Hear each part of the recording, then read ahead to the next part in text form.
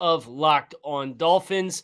Today on the show, we're going to be exploring some of the new dynamics that we are already seeing in the Coach Mike McDaniel era for your Miami Dolphins, as well as assessing the quarterback play for the Miami Dolphins in 2021 and projecting that forward into what our expectations should be for 2022 under a new regime.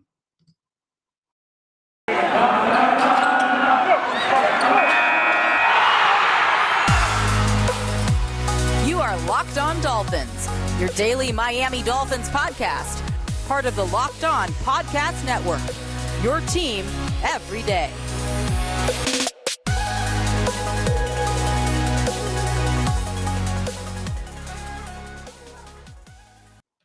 What's going on, Dolphins fans, and welcome to another episode of Locked On Dolphins. This is your host, Kyle Krabs, lifelong Miami Dolphins fan, director of scouting at thedraftnetwork.com, and your host here on Locked On Dolphins. Want to thank each and every one of you for making Locked On Dolphins your first Miami Dolphins listen of the day. Today's episode is brought to you by Get Upside. Just download the free Get Upside app and use promo code TOUCHDOWN to get 25 cents per gallon or more cash back on your first tank. Today on the show, the Mike McDaniel blitz across social media is well underway, and he's put pen to paper. And as we've seen from the Dolphins social account, had the nice glitzy jet that brought him across the country. Had a chance to walk into the studio or the facilities at Baptist Health and see the former Dolphins standouts on the wall and get to check out his office and share a phone call with Tua Tagovailoa. And this, for me, is a really important, it's a small thing, but it's also a big thing because you think about the regime that previously held court here in Miami. A Brian Flores-led regime that had a lot of Patriots, New England Patriots fingerprints all over the ideologies that have been put in place here. And one of the number one no-nos of any Bill Belichick disciple or Bill Belichick himself is being friendly to the media and being transparent. And I think no matter what you think of the Mike McDaniel hire, this is a very promising omen for more accessibility, more relatability, and more exposure to your Miami Dolphins. Belichick disciples have traditionally and always held things close to the vest. The media is an opportunity to manipulate the narrative, but it's also an opportunity to lose competitive advantages in the eyes of Bill Belichick and his long extended coaching tree. For Mike McDaniel, and obviously we're not talking football just yet. We're talking about him accepting the job and coming across the country, but the access to be on the plane with Coach McDaniel for this flight, to experience part of the conversation that was shared between McDaniel and his new quarterback in Tua Tagovailoa. That's a level of access that we really haven't had. Who remembers 2019?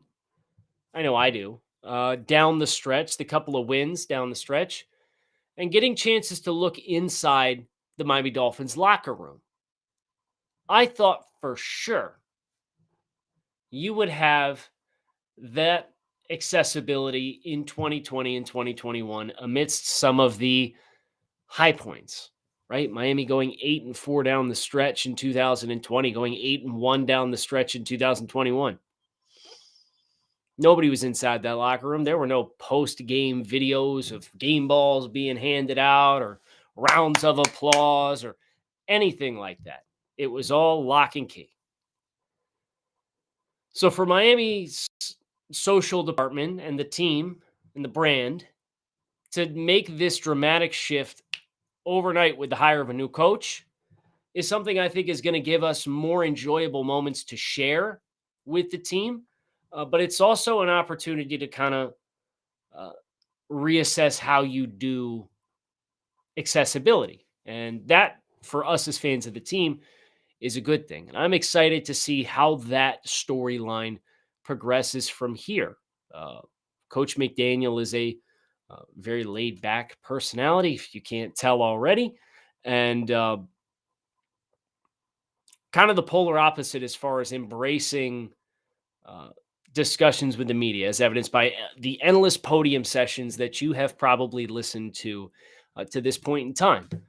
But the phone call with Tua was pretty substantial to be able to share. And I think there's a lot of reading between the tea leaves that can be done there that seems to indicate all the reports are factual to this point in time. And Miami wants to push play with Tua Tagovailoa as their start and is banking on Coach McDaniel working his magic with the Shanahan system to accentuate what Tua does well, accentuate his strengths to a different and probably more efficient degree than what we've seen in the past. But the messaging here is important because Tua Tagovailoa, for effectively his entire time as a member of the Dolphins, despite let's be honest, he has his own shortcomings. He has physical limitations. He has needed development that still needs to take place. And we're going to talk about that because we're assessing quarterback play here today on the show. But he has not been offered the kind of support system that you would ideally like to see for a young quarterback. That doesn't have to be true for the concerns of Tua Tagovailoa to be false. Those things can coexist. And for Tua Tagovailoa hopping on with Coach McDaniel and us getting a chance to hear a portion of that conversation, in which case the phrasing as pulled by the Dolphins social team for the sharing of the video was, "My job is to coach you to get all of that greatness out of you."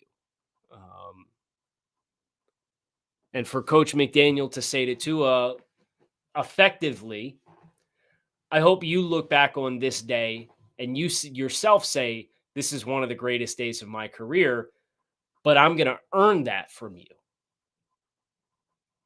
The relationship dynamic here very clearly played a part in the decision-making process to hire Coach McDaniel. And I think that there is a intangible factor here that is going to be hard to predict until we see the final product on the field on game days.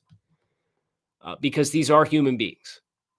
They are people with emotions and self-efficacy or confidence in oneself. And Miami didn't offer a lot of that to said player in question over the last 2 years by how they handled him, handling his injuries, how they handled play calling in critical situations, and how they handled personnel with Ryan Fitzpatrick in 2020. Now, whether that's justified or not, that's kind of beside the point now. The point is, this is your quarterback. And if McDaniel can get the intangible side of this player to be improved, it kind of opens the mystery box on the variance of outcomes on what might come to be as a result. BetOnline has you covered this season with more props, odds, and lines than ever before as football continues its march to the big game this Sunday. BetOnline.net remains the best spot for all your sports scores, podcasts, and news this season, but it's not just football. BetOnline has up-to-the-minute info on pro and college hoops, NHL, boxing, UFC, along with live, real-time updates of current games. Don't wait to take advantage of all the amazing new offers for the 2022 season. BetOnline, where the game starts. We're enjoying a little bourbon this afternoon as we work our way through the assessment of the Dolphins quarterbacks. And I am going to do the easy part first. Let's talk about Jacoby Brissett. Jacoby Brissett signed a 1-year deal with the Miami Dolphins for $5 million this past offseason to serve as the team's backup quarterback. Entering the year, Jacoby Brissett had a career record of 12-20 as a starter. From a statistics standpoint, Jacoby Brissett logged 5 starts for the Dolphins, appeared in 11 games, was 2-3 as a starter, passed for 1,283 yards with 5 touchdowns, 4 interceptions, a quarterback rating of 78.1, and was sacked 19 times, or 7.8% of his dropbacks, and offered an adjusted net yards per attempt of 4.39 on the season, comfortably his worst total as a player in the NFL. 62.7% completion, really struggled in a lot of different ways when forced into action for the Miami Dolphins. Jacoby Brissett is an expiring contract, and your expectations to see Jacoby Brissett as a continued member of the Miami Dolphins should be absolute zero. Jacoby Brissett, this is one of the big mysteries to me, personally. Jacoby Brissett and his style of play and his skill set was not complementary to the style of offense that you were trying to run, or alternatively, to the style of play of the quarterback in front of you. To which I ask, why was Jacoby Brissett signed to play on the team? We'll never know. We'll definitely never know. That thought process, however, was something that, in my opinion, hindered at times the offense significantly because the style of play had to change dramatically with either quarterback on the field. And when that had to happen, you then lost that installing chemistry and building upon concepts for one player or the other. But Jacoby Brissett hits free agency, and if I had to give a letter grade to his performance this year, it would probably be a D. I did not mind, and I know this is probably pretty controversial relative to the opinions of a lot of other Dolphins fans. I did not mind the short yardage package that included Jacoby Brissett. I understood the thought process in its presence and the value of a big-bodied quarterback, 6'4", 235 pounds, as a threat in the quarterback sneak game in short yardage situations, or potentially building off of that and manipulating to get goal line defenses on the field and midfield, and then trying to do some tendency breaker stuff and roll them outside the pocket. Did it consistently work? No. But I do appreciate the thought process that exists there. And I do think for Miami's purposes, that is an area in projecting forward beyond the backup quarterback role, which we're going to touch on here in just a bit, for 2022 and beyond. You need to have a short yardage option on the field. And I do not necessarily believe as though that player is Tua Tagovailoa. Tua is 6'1", 217, 220 pounds. Him as your short yardage player is not going to move the pile and successfully and consistently create first downs unless you're able to quick snap and catch the defense sleeping. So that is a value and a role for the Dolphins offense that needs to be accounted for, whether through the quarterback position or somewhere else. But the backup quarterback position for Miami this upcoming year in 2022, this is a decision that Miami is going to have to strategize a bit. I would like to see a player who has some NFL experience. Would not be too thrilled with the idea that you're going to be rolling with Tua Tagovailoa and a rookie quarterback behind him. But that can be easier said than done because the expiring contracts for this upcoming season in free agency, we want to read through some of the names. And we're not going to include restricted free agents, which are automatically deferred to the team that currently owns that player's rights. Ben Roethlisberger retired. So you get Teddy Bridgewater, Ryan Fitzpatrick, Andy Dalton, Cam Newton, Tyrod Taylor, Jameis Winston, Jacoby Brissett, Joe Flacco, Marcus Mariota, Mitchell Trubisky, Tim Boyle, Blaine Gabbert, Chad Henne, Brandon Allen, Mike Glennon, A.J. McCarron, Colt McCoy, Geno Smith, Chase Daniel, Brian Hoyer, Josh Johnson, Joshua Dobbs, Trevor Siemian, Sean Mannion, Garrett Gilbert is a restricted free agent. Nick Mullins. Is anybody excited about any name on that list as a backup quarterback? I know you're going to say Mitchell Trubisky. And hear me out. If I were Mitchell Trubisky and my previous offensive coordinator, Brian Dable, just signed to be a head coach in the New York market with a coach or with a quarterback who's probably going to be a lame duck starter in Daniel Jones, I'd be hitching my wagon to that team. And I'd be saying, hey, I can go there. I can eventually take over that starting job. I think Mitchell Trubisky is probably a pipe dream for the Dolphins. Marcus Mariota is a quarterback who I think would make some sense from a stylistic standpoint, from a skill set standpoint, and probably from a financial standpoint. Marcus Mariota is probably the most attractive backup quarterback in my opinion.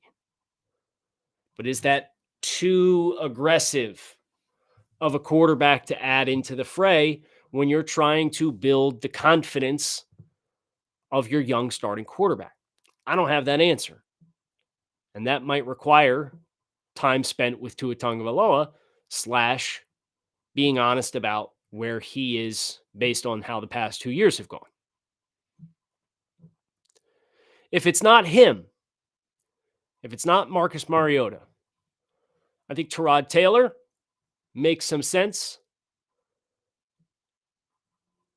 And that's about it for really intriguing options for me. You can go the Josh Johnson route if you want, but he's 36 years old. You can go the Nick Mullins route as a younger guy who obviously spent some time in San Francisco and then in Cleveland in another offense that's similar. Couple different options that you can choose to go. But you should probably just kind of based on Tua Tagovailoa's body of work, be ready for this player to play 3 or 4 games throughout the course of the year. That's kind of just how it's broken down. Built Bar is a protein bar that tastes like a candy bar. These things are high in protein, high in fiber, low in calories, low in sugar, and they have 100% chocolate on all their bars. These things are absolutely positively delicious. And right now you can visit built.com and use promo code LOCK15 to save 15% off your next order. That is built.com, promo code LOCK15 to save 15% off your next order of the world's most delicious protein bar. And with some of those savings, you can double down on with our friends over at Get Upside. Listeners are earning cash back for every gallon of gas every time they fill up. Just download the free Get Upside app in the App Store or Google Play right now. Use promo code TOUCHDOWN for 25 cents per gallon or more on your first fill up. Cash back. Don't pay full price at the pump anymore. Get cash back using Get Upside. Download the app for free and use promo code TOUCHDOWN for 25 cents per gallon or more on your first tank.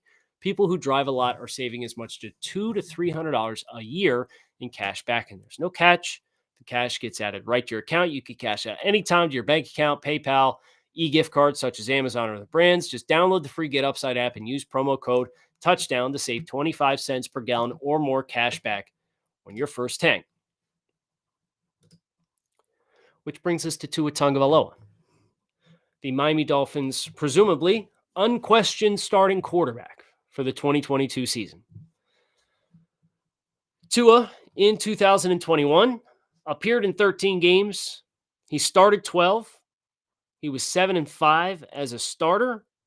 He completed 67.8% of his pass attempts for 2,653 yards, 16 touchdowns to 10 interceptions, 6.8 yards per attempt, a 90.1 quarterback rating. He was sacked 20 times, or 4.9% of his dropbacks, and offered an adjusted net yards per attempt of 5.81 yards. That was up nearly a half a yard from his rookie season. He offered 2 game-winning drives throughout the course of the year across those 12 starts and 13 appearances, bringing his career record through 2 seasons in the NFL as a starter to 13-8.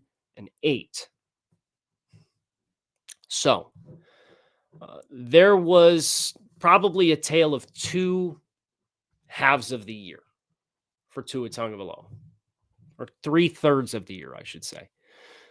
There was the first 5 weeks in which he gutted out a tough win against the New England Patriots, had a bad turnover at the end of that game that put the win in jeopardy, but he rushed for a touchdown. He passed for another touchdown, was largely efficient until that interception in the final 5 minutes of the game. And then he got hurt against Buffalo in the second possession. He goes on IR and he misses the next 3 weeks. So he effectively misses 4 full games. He comes back against Jacksonville.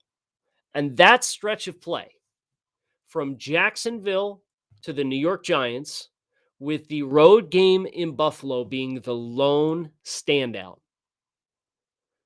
was the best stretch of play we have seen from Tua Tagovailoa across the course of his young career.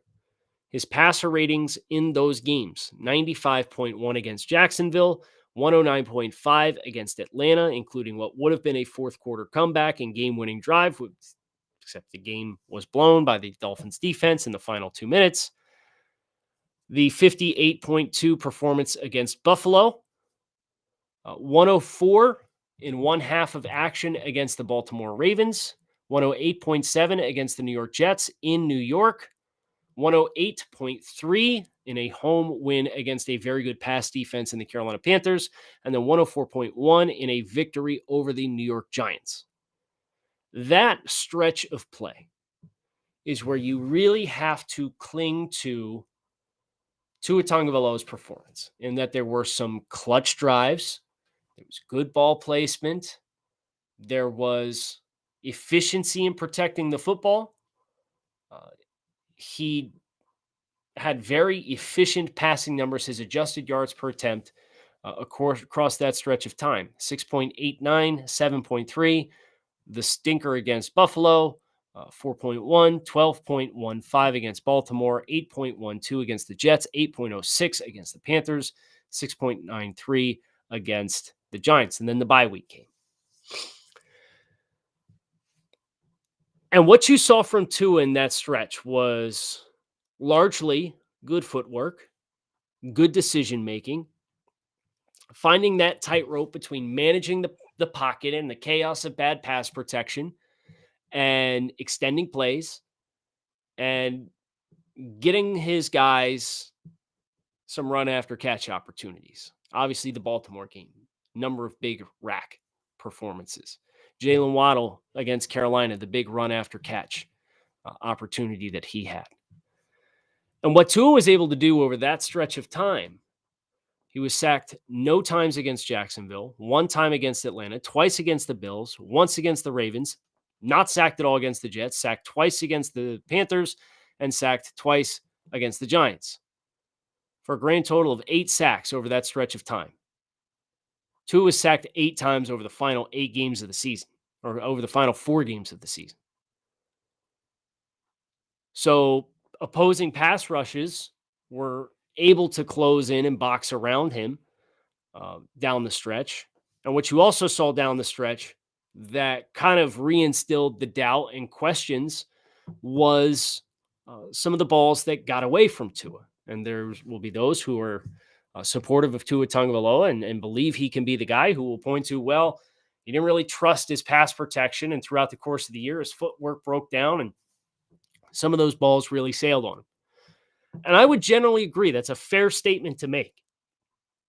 But where I would also kind of just pull the caution or pull the e-brake a little bit is we do have to acknowledge that Tua and his physical talent has a glass ceiling over top of it. And that's why the McDaniel hire and the Shanahan style offense is so important, because they have proven time and time again they can get productive play out of quarterbacks who are scheme limited. Great. What that final product looks like and projecting that forward, I'm not sure. But what I do know is this. I know there are a number of dynamics within the McDaniel offense that lend themselves favorably to Tua Tagovailoa's strengths. He's not a running quarterback. He's a modest athlete at the running back or at the quarterback position. But he does get outside the pocket really well. His ball handling skills are very strong. He makes consistent decisions at the mesh point, and he can get outside the pocket on rollouts and throw on the run. And as long as he gets leveraged over top of that end man on the line of scrimmage, that contained defender, and he's able to get up into the line of scrimmage and gain ground downhill as he's throwing the football, he could throw with a lot of accuracy outside the pocket. Now, when he's forced to scramble and forced off his spot, and he's under pressure while running, that's when you see the accuracy wane. So that's an important distinguishment to make. You have to get him outside the pocket by design, not because he's trying to extend plays because he's under duress. And if you are able to do that, then I think Tua Tagovailoa can really accentuate the play action passing that the McDaniel/Shanahan style offense is going to afford him. That's a win. The big mystery is how much of this becomes RPO. That was something the Dolphins leaned heavily into, to say the least, last year. One would argue probably too heavily into last year. But how does McDaniel alter and adjust this offense to cater to that dynamic of Tua Tagovailoa's game? Because it was unquestionably the best dynamic of his game. Now, there is such thing as too much of a good thing, as evidenced by kind of the glass ceiling that we hit down the stretch.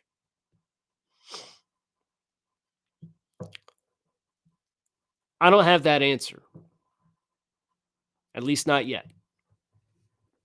But what I can say with confidence is we should expect another level of growth from Tua Tagovailoa, because there were some routine plays where he left some meat on the bone.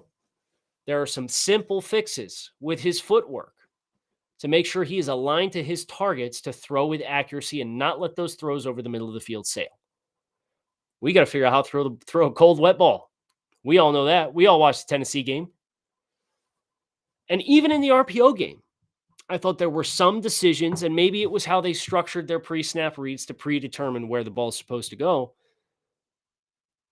But there is room for improvement in that level of his game as well.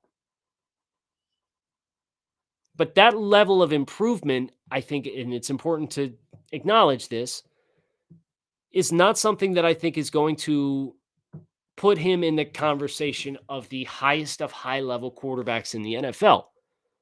But is it enough, as we've seen from some teams that play complementary football, the Browns in 2020, the San Francisco 49ers this past year,